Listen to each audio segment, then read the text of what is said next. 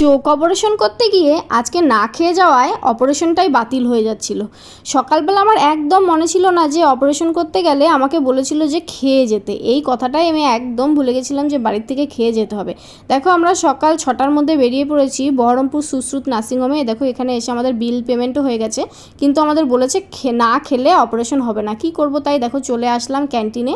তাই এখানে আমরা পিৎজা অর্ডার করলাম, পিৎজা না সরি স্যান্ডউইচ অর্ডার করেছিলাম, পপকর্ন স্যান্ডউইচ। দেখো এই যে স্যান্ডউইচ চলে এসেছে এখন আমাদের। এই যে স্যান্ডউইচটা আমরা এখন দুজন মিলে খাচ্ছি, আমার বর আর আমি।